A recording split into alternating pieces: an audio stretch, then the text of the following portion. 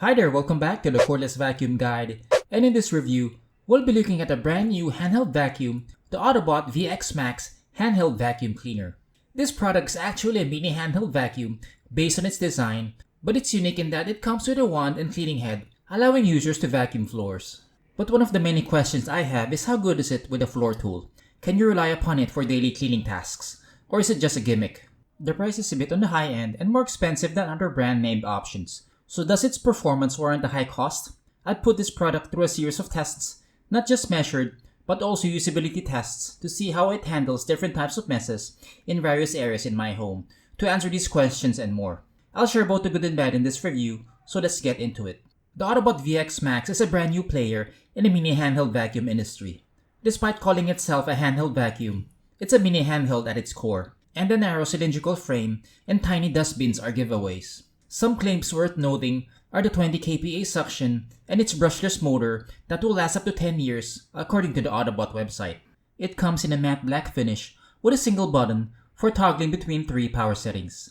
There's an LED light that's color-coded for users to know which power setting it's at. Push the button once to turn it on and choose between the 3 power settings. But you'll have to press it for 3 to 5 seconds to turn off the motor. On one end is a dustbin with a 200ml capacity. It has a release lever that pops the door open when you push it, which is a plus for usability. Loose debris falls out easily, but stuff like dust and hair may stick on the middle filter piece, so it can be messy to empty. Inside the dustbin are 2 filters, one primary and a tapered cylindrical filter that Autobot says is washable. It has a large capacity 4000 mAh lithium-ion battery with a 40-minute claim runtime. I did runtime tests to check if this claim is valid, and it ran past the 40-minute mark, which is already in stick vacuum range. What differentiates it from other mini handheld products is the sheer number of attachments. It also has a floor tool, allowing consumers to use it as a stick vacuum. The main nozzle is basic and doesn't have a motorized brush, only a narrow opening where debris passes through, but no visible seal behind the inlet. It has a ball mechanism for steering, and while it steers decently, I feel it's lacking with turning radius. I put the cleaning head through my usual tests on hard floors to see how viable it is for daily cleaning, and the results were mixed. It did well with most of the experiments, except for Quaker Oats and Pet Litter. The struggle with Quaker Oats is expected since it doesn't have any gates to fit in large piles of dirt. Another struggle is Pet Litter. While it picked up a big chunk, it left trails even after subsequent passes. It's a telltale sign of the lack of airflow in this configuration, which we'll look at in the next section. Surprisingly, it picked up 99.2% of sand, which is impressive for a mini handheld vacuum. I also did pick up tests in its handheld configuration, and it did well on both hard floors and carpet. But there is a caveat, which I'll share later in this video. Before that, we'll look at how much airflow and suction the Autobot handheld vacuum has, where I used an anemometer, a Y gauge, and a water lift gauge. Airflow in the lowest setting is a tick higher than the Briggy Mini vacuum I tested previously. Having 2 higher settings provides consumers higher airflow options for specific tasks like cleaning floors. However, the airflow variance in its higher settings isn't that significant, but every bit helps, especially for cleaning floors and messy areas. Since the cleaning head doesn't have a brush roll, it relies solely on suction for debris pickup. Suction tests were impressive, a touch better than the Dyson Micro and OmniGlide, so that's a huge positive. But the question is, how does it translate to the real world? I tried the Autobot in different areas in my home, from light dusting to places I haven't cleaned for months. I used the combination tool for all these tests, which is my favorite because it has this brush attachment that's very useful for cleaning dust. The results here are consistent with the pickup tests and represent how to best utilize this mini handheld vacuum. It also has this crevice tool, but it's not as good as the combination tool at picking up dust. I like the compact and light frame, so you can use this for vacuuming any area inside your home.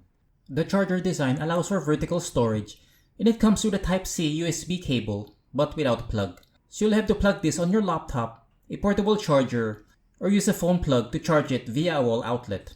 One nitpick I have is the need to remove the attachment for it to charge properly, since it leans forward slightly with a tool attached. These pins need to be aligned with the ports underneath to fully connect and recharge. While there's a lot to like about the Autobot handheld vacuum, I found some issues while testing it, and I'll enumerate them here.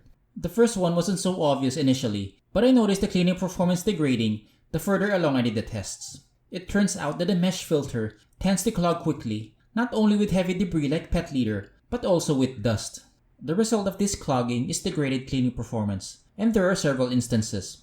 First, I scattered Quaker oats, not one big chunk, but thinly over a larger area, and it struggled to pick them up. Another is coffee grounds, which wasn't an issue during the initial test, but it was during this stage. I also noticed some debris buildup in this area before the dustbin, but it was only an issue during the cleaning tests with high dirt quantities. But with normal cleaning tasks on dust, there wasn't much accumulation. The next issue is filtration, or the lack thereof. One test I do to check if a vacuum has a sealed system is with a fog machine. I use it as a visual guide to see if a vacuum's dustbin can keep the fog inside without leaking. The Autobot VX Max had visible leaks at the bottom of the dustbin and exhaust, though the leak wasn't as bad as the cheaper mini handheld vacuums I've tested. While it has lots of attachments, none of them has a lock or a release lever, which is a disappointment given its price tag. All rely on friction, but the VX Max seems to use high quality plastic, so there's less risk of these tools cracking over time. And you won't get any bag to store these attachments. You'll have to use its packaging or buy a separate bag to keep them. Also, you cannot attach the combination tool on the extension wand, which I think is an oversight since I feel it's the most useful tool of the bunch. This vacuum is noisy, ranging between 69 and 80 decibels. Lastly is the cost. This mini handheld is priced at the same level as other full-size handheld vacuums, which is a bit too high in my opinion. To conclude this review, the Autobot VX Max is a decent mini handheld option with excellent runtime, above average cleaning performance, but at a high cost. The main concern for me is the filter clogging up at an accelerated pace that degrades cleaning performance.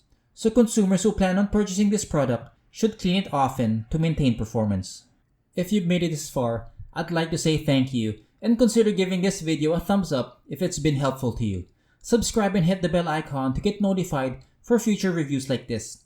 Links are in the description for more information. Thanks again for watching, and I'll see you in the next video.